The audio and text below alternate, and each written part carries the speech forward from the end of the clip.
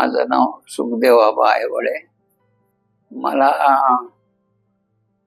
प्रोस्टेटसाठी मी गेलो होतो, पण मला नंतर गॉल ब्लॅडरमध्ये खडे झाले, असे पित्ताशयाचे झाले असं मला कळलं.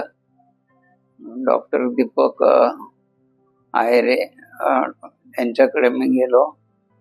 त्यांनी मला खूप चांगल्या पद्धतीने ट्रीटमेंट दिली. आता मला बरं वाटतंय आणि मेडिकोअर हॉस्पिटल खूप चांगलं आहे.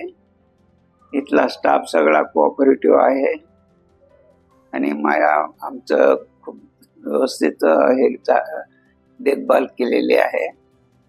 कुठलंही कंप्लेंट नाही आहे माझी.